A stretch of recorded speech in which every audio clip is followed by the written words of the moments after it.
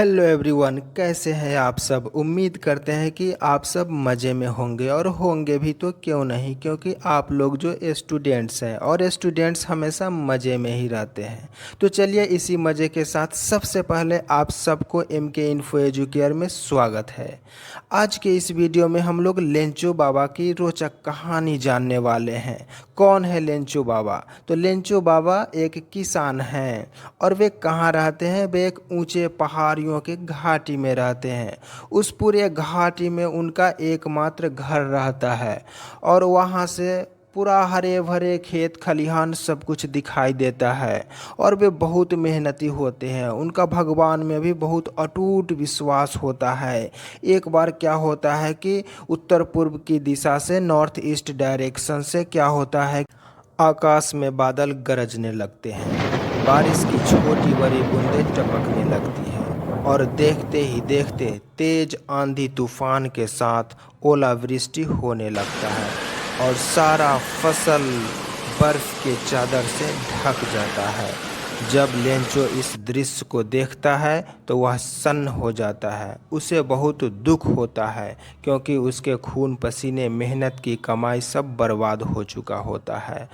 और Lencho decide करता है कि वह अपने गॉड को एक पत्र लिखेगा। और लेंचो ने गॉड को एक पत्र लिखा। क्या यह पत्र गॉड के पास पहुंचता है? क्या गॉड उस पत्र का जवाब देते हैं? तो चलिए इस वीडियो में इस कहानी को हम यहीं से शुरू करते हैं। तो भाई कहानी की शुरुआत यहाँ से होती है। समूचे घाटी यानी इंटायर वैली में एकमात्र घर है जो निचली पहाड़ी के क्रेस्ट यानी चोटी पर स्थित है। इस पहाड़ी की चोटी से कोई भी नीचे के नज़ारे को देख सकता है, जैसे कि river and the field of ripe corn, जिसमें अभी फूल लगे हुए हैं जो हमेशा अच्छे फसल की वादा करते हैं। इस वक्त एकमात्र चीज़ जो धरती की ज़रूरत है वह है एटलीस्ट अ शावर, कम से कम पानी की बौछार जो फसल के लिए उपयोगी हैं। पूरे सुबह लेंचो, जो अपने खेतों को अच्छी तरह जानता था, वह नॉर्थ ईस्ट आकाश को देखने के सिवाय कुछ नहीं किया था। वह उत्तर पूर्व दिशा में आकाश को देख रहा था, इस उम्मीद से कि पानी की कुछ बौछार हो जाए। लेंचो घर के अंदर आता है और अपनी पत्नी, जो उस वक्त खाना बना रही होती है, उससे कहता है, अजी सुनती हो, सचमुच वर्षा होने वाली है। उसकी पत्नी, जो खाना बना रही होती है, कहती है कि हाँ, अगर भगवान चाहे तो ज़रूर होगी। लेंचो के बड़े लड़के खेत में काम कर रहे होते हैं जबकि छोटा लड़का घर के पास ही खेल रहा होता है। तभी आंटी जी यानी लेंचो की पत्नी को खाना बनाया हुआ हो जाता है और वह उन सभी को खाने पर बुलाती है। कम कम फॉर डिनर। सभी खाने के लिए आ गए और खाना खा ही रहे थे कि वर्षा की बड़ी बड़ी बूंदें टपकने लगी।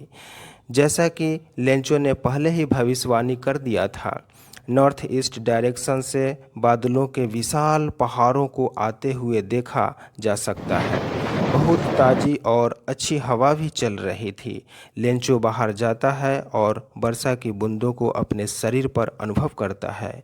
वह बहुत खुश हो जाता है और जब वह वापस आता है तो वह खुशी से कहता है, These aren't raindrops falling from the sky, they are new coins. The big drops are 10 cents pieces and the little ones are fives. मतलब कि ये जो बूंदें आकाश से गिर रही हैं वह वर्षा की बूंदें नहीं हैं, ये तो नए सिक्के हैं। बड़ी बूंदें 10 के सिक्के हैं और छोटी बूंदें 5 के सिक्के हैं। लेंचो खुशी से झूम उठता है और फूलों से भरे पके फसल के खेतों को बड़े श्रद्धा के साथ देखता है जो वर्षा के बूंदों से ढक जाता है। But suddenly a strong wind began to blow and along with the rain very large hailstones began to fall. मतलब कि अचानक तेज आंधी तूफान चलने लगती है, वर्षा के साथ बड़े बड़े ओले पड़ने लगते हैं। ये सचमुच नई चांदी के सिक्के जैसे लगने लगते हैं। इतने में लेंचो के दोनों लड़के खुद को रोक नहीं पाते हैं और वे बाहर उस फ्रोजन पर्ल्स को कलेक्ट करने के लिए दौड़ पड़ते हैं। बच्चों को ये ओले कलेक्ट करने में बड़ा मज़ा आता है। आप लोग भी अपने बचपन में कभी वर्षा के दिनों में ऐसा करके मज़ा लिए होंगे। यह बहुत रोचक और आनंददायक होता है, पर क्या यह मज़ा क्षणिक था? It's really getting bad now, exclaimed the man. Lencho ने कहा, यह सचमुच बुरा हो रहा है। उसने सोचा कि ये ओले जल्दी ही समाप्त हो जाएंगे, बट ऐसा नहीं हुआ। 1 घंटे तक ये ओले पड़ते रहे। घर के ऊपर, बगीचों में, पहाड़ी के तरफ, फसल के खेतों के ऊपर और पूरे घाटी में ये ओले पड़ते रहे। 1 घंटे में ऐसा नज़ारा बन गया कि पूरा खेत सफ़ेद दिखने लगा, मानो कि यह नमक से ढक गया हो। पेड़ों के ऊपर एक पत्ता भी नहीं दिख रहा था। The corn was totally destroyed. फसल पूरी तरह से बर्बाद हो चुके थे। पौधों से सारे फूल गिर चुके थे। Lencho's soul was filled with sadness. Lencho की आत्मा दुख से भर गया था। जब आंधी खत्म हुई तो लेंचो अपने खेतों के बीच में गया और दुख से सहम सा गया। उसने अपने बेटों से कहा, a plague of locusts would have left more than this. मतलब कि फसल को नष्ट करने वाले कीड़े भी इससे कहीं ज़्यादा छोड़ देते हैं। लोकस्ट्स का मतलब होता है टिड्डा, जिसे हम लोग राम जी के घोड़ा के नाम से भी जानते हैं, जो हरे रंग का होता है और फसल को चट कर जाता है। फिर लेंचो कहता है, this year we will have no corn, all our work for nothing, there is no one who can help us, we will all go hungry this year. मतलब कि इस साल हमें कोई फसल नहीं होगा, हमारे पास अब कोई काम नहीं रहा, कोई नहीं है जो हमारी मदद कर सकता है, हम सब इस साल भूखे मर जाएंगे। That night was a sorrowful one. वह रात सभी के लिए दुखदाई था। घाटी के बीच में उस एकांत घर में रहने वाले सभी के हृदय में एकमात्र उम्मीद थी कि अब हमारी मदद गॉड ही कर सकते हैं। चाहे पूरा नुकसान क्यों न हो गया हो, इतना दुखी मत हो। याद रहे, no one dies of hunger. कोई भी भूखा नहीं मरता है, ऐसा वे लोग कहते हैं। सारी रात लेंचो एकमात्र उम्मीद को सोचता है कि अब ईश्वर ही हमारी मदद कर सकते हैं। उसके हृदय के अंतर्मन में जो चल रहा था वो उसकी आंखें बता रही थी। लेंचो बहुत मेहनती किसान था। वह बैल की तरह दिन भर खेतों में काम करता रहता था। फिर भी वह लिखना जानता था। It means he was an educated farmer. अगले संडे को ही दोपहर में उसने पत्र लिखना शुरू कर दिया। पत्र लिखने के बाद वह खुद शहर जाता है और उस पत्र को लेटर बॉक्स में डाल देता है। यह ईश्वर के नाम एक पत्र था। उसने लिखा, God, if you don't help me, my family and I will go hunger this year. I need 100 pesos in order to sow my fields again and to live until the crop comes because the hail storms। इसका मतलब हुआ कि अगर आप मेरी मदद नहीं करते हैं तो मेरा परिवार और मैं इस साल भूखे मर जाएंगे। मुझे पुनः अपने खेतों में बीज बोने और जीने के लिए 100 pesos की ज़रूरत है, जब तक कि दूसरा फसल तैयार नहीं हो जाता है। क्योंकि आंधी और ओले ने, कितनी अजीब बात है, कोई अपने हुए नुकसान के क्षतिपूर्ति के लिए गॉड को पत्र लिखकर पैसों की मदद मांगता है। और कमाल की बात तो यह है कि उसे मदद मिलता भी है, पर उसे जरा भी हैरानी नहीं होता है। आगे सुनिए। उसने इन्वेलप पर टू गॉड लिखा और पत्र को उसके अंदर डाल दिया। वह अब भी परेशान था। वह शहर गया और पोस्ट ऑफिस पहुंचकर उसने लेटर पर स्टाम्प लगाए और लेटर बॉक्स में उसे डाल दिया। एक कर्मचारी जो पोस्टमैन था वह पोस्ट ऑफिस में मदद करता था। वह अपने बॉस के पास गया और हंसते हुए उसने बॉस को उस लेटर को दिखाया। उसने पोस्ट मैन के रूप में अपने करियर में ऐसा एड्रेस कभी नहीं जाना था।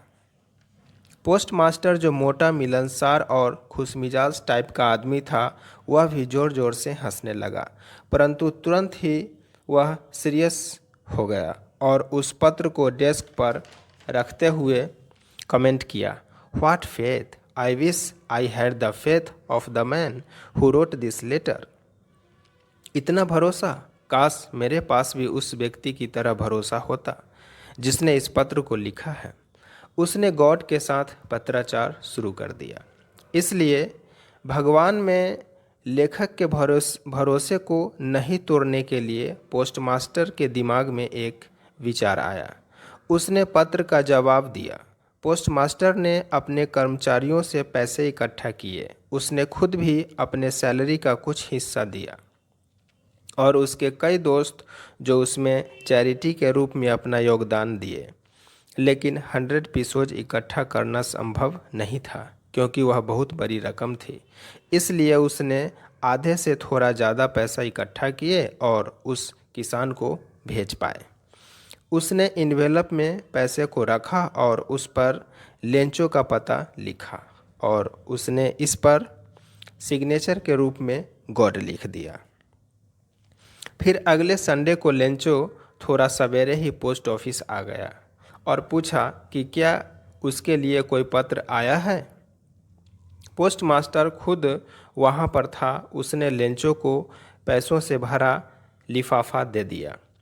पोस्टमास्टर जिसने एक अच्छा काम किया था, उसने उस आदमी के संतुष्टि का अनुभव कर रहा था। वह अपने ऑफिस से उसे देख रहा था। लेंचो को उस पैसों को देखकर जरा सा भी आश्चर्य नहीं हुआ। वह बिल्कुल सामान्य दिख रहा था। उसका इतना कॉन्फिडेंस था कि उसने उसे गॉड के यहाँ से पैसा आएगा ही आएगा। गजब का कॉन्फिडेंस था भाई, मानना पड़ेगा। परंतु जैसे ही उसने पैसों को काउंट किया, वह गुस्सा हो गया। उसने कहा, भगवान गलती नहीं कर सकते हैं और न ही वह इनकार कर सकते हैं। जितना उसने गॉड से रिक्वेस्ट किया था।